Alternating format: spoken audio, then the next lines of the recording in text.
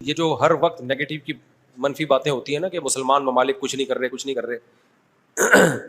عرب نے مل کے 3 دفعہ اسرائیل سے جنگ لڑی ہے، تینوں جنگوں میں شکست ہوئی ہے. اور وجہ شکست کی یہ ہے کہ پیچھے امریکہ سپورٹ کر رہا ہے. تو کیونکہ اسرائیل سے لڑنے کا مطلب ہے کہ امریکہ سے لڑائی ہے، اس وجہ سے شکست ہو جاتی ہے. تو وہ 3 دفعہ لڑ کے بیٹھ چکے ہیں، اب کیا کریں ہم. ہونا یہ چاہیے اگر تھوڑا سا بارڈر کھول دیں نا تو پوری دنیا کے مسلمان پیدل ہی اسرائیل کو فتح کر کے آ سکتے ہیں.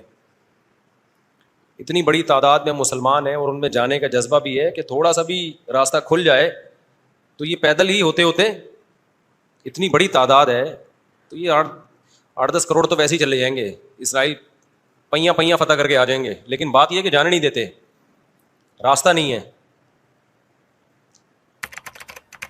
کیونکہ اگر مصر راستہ دیتا ہے نا، تھوڑا سا بھی راستہ کھولتا ہے، تو پہلے اسی بیس پہ اسرائیل مصر پہ اٹیک کر کے اس کے علاقے لے چکا ہے کہ مصر نے راستہ کھولا ہوا تھا مجاہدین کے لیے.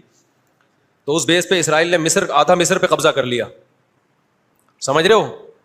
تو جب مصری ہاتھ سے نکل گیا ان کے، تو ایسا گچھی پکڑی ہے نا چاروں طرف سے. تو اب دیکھیں آگے ہوتا کیا ہے، اللہ خیر کرے.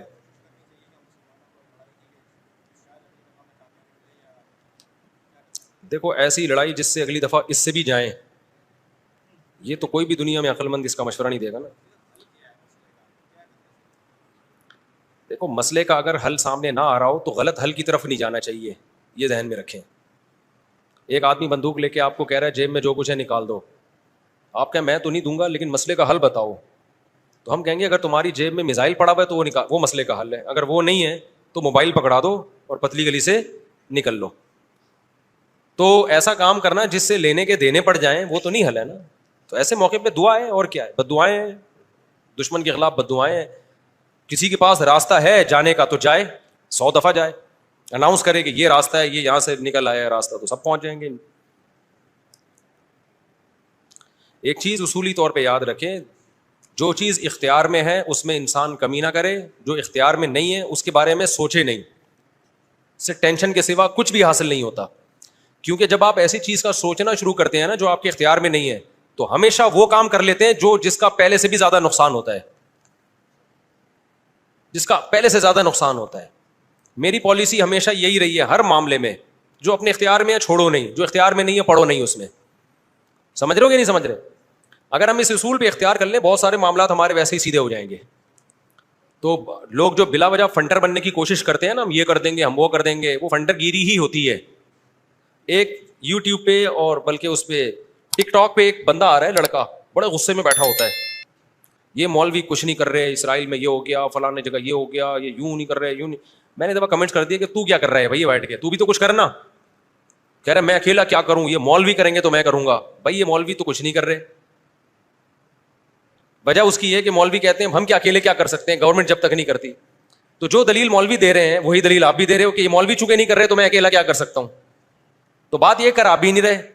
یہ باتیں کرتا ہوا وہ اچھا لگتا ہے جو میدان جنگ میں جا رہا ہو اور لڑ رہا ہو اور دو بدو فائر ہو رہا ہو اور جہاد کر رہا ہو اور کہہ رہے دیکھو مولوی کچھ نہیں کر رہے اور میں یہاں بم رکھ کے آ رہا ہوں وہاں پہ اور شہید ہو رہا ہوں میں سب کے سامنے. جتنے اسکالر آ رہے ہیں یہ مولوی یہ نہیں کر رہے وہ نہیں کر رہے، بھائی تم بھی باتیں ٹھوکنے کے علاوہ کچھ بھی نہیں کر رہے ہو. تو مولوی وہ باتیں نہیں کر رہے جو تم کر رہے ہو، اس لیے کہ ان کو پتا ہے باتیں کرنے کا فائدہ نہیں ہے. تو کام وہ کرو جو کر سکتے ہو.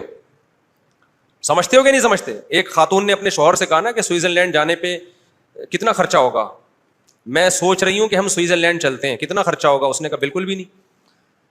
اس نے کہا کیوں نہیں خرچہ ہوگا؟ اس نے کہا سوچنے پہ کوئی خرچہ نہیں، سوچ ہی رہی ہو نا سوئٹزرلینڈ جانے کا. تو وہ بات کرنی چاہیے جو عملی دنیا میں ممکن ہو. اور دوسری بات یہ کہ علماء یا جو بھی بڑے لیول پہ جو لوگ ہوتے ہیں وہ بہت کچھ اندر اندر کر رہے ہوتے ہیں. وہ پرلے درجے کے بے وقوف ہوں گے اگر وہ عوام کو بتا کے کرنا شروع کر دیں، بڑی حماقت کی بات ہوگی. بہت کچھ اندر اپر لیول پہ حکومتوں سے رابطوں کی کوشش ہو رہی ہوتی ہے، حکومتوں کو سمجھایا جا رہا ہوتا ہے، حکمرانوں کو حل دیے جا رہے ہوتے ہیں.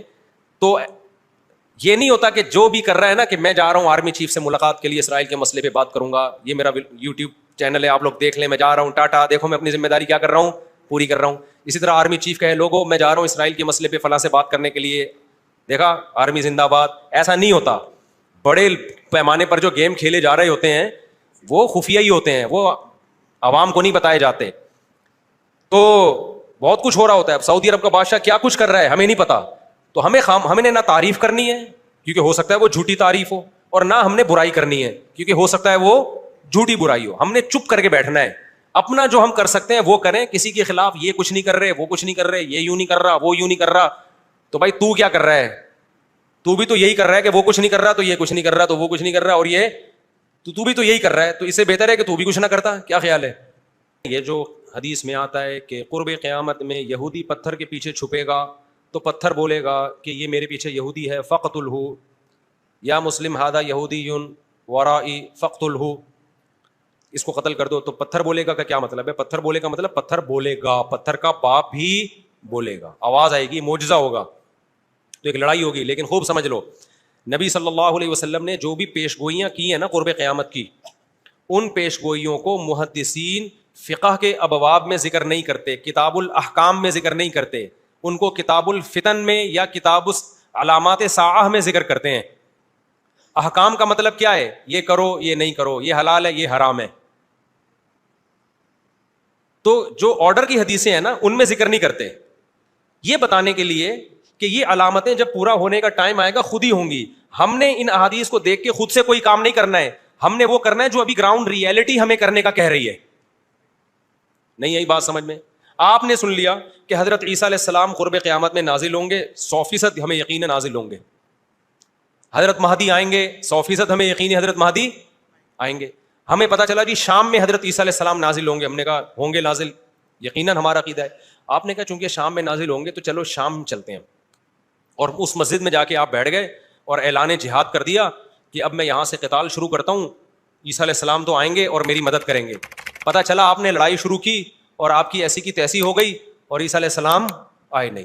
آپ قیامت میں اللہ سے پوچھو گے, اے اللہ حدیث میں تو کہا گیا تھا کہ شام میں عیسیٰ علیہ السلام نازل ہوں گے, میں نے تو جنگ بھی شروع کر دی, سب کچھ ہو گیا, لیکن نازل نہیں ہوئے. تو اللہ جواب میں کیا کہیں گے؟ میں نے یہ تھوڑی کہا تھا کہ جب تو جنگ شروع کرے گا تو تیری مدد کے لیے آئیں گے. یہ میں نے کہا تھا آئیں گے, میں نے یہ ٹائم تھوڑی بتایا تھا. تم جو اپنا کام ہے وہ کرو, جب انہوں نے آنا ہوگا تو وہ آ جائیں گے. تم گراؤنڈ ریئلٹی کو دیکھ کے ٹائم گزارو. جب حضرت مہدی نے آنا ہوگا تو آئیں گے. اب ہر تھوڑے دنوں میں حضرت مہدی کی امید پہ کوئی تحریک اٹھتی ہے. سعودی عرب میں جو 1979 میں بغاوت ہوئی تھی, جنرل مشرف کی قیادت میں آرمی نے جا کے کنٹرول کیا تھا نا, وہ بغاوت کیا ہوئی تھی؟ وہ یہی کہ لوگوں نے کہا امام مہدی آنے والے ہیں, تو ایک بندے کو تیار کیا, کل تیرا حلیہ وہ ہے جو امام مہدی والے, تیرا نام بھی وہ, تیرے ابا کا نام بھی وہ, اور اس کو تیار کر کے بغاوت پہ اکسایا اور کہا کہ بس انقلاب آنے والا ہے, امام مہدی آنے والے ہیں, اور یہی آ گئے ہیں. نتیجہ نکلا سعودی عرب نے پاکستان آرمی کو بلایا, چاروں طرف سے گھیر کے سب کو لٹکا دیا انہوں نے پکڑ کے. تو اب وہ اللہ سے قیامت کے دن کہے کہ اللہ امام مہدی تو آنے والے تھے, اللہ کہیں گے میں نے کب کہا کہ ابھی آنے والے تھے؟ ٹھیک ہے نا, تمہیں زمینی ایک مضبوط ریاست ہے, ایک حکومت ہے, پرامن حکومت ہے, آپ بیت اللہ میں اس کے خلاف بغاوت کر رہے ہو یار, جہاں خون بہانا منع ہے.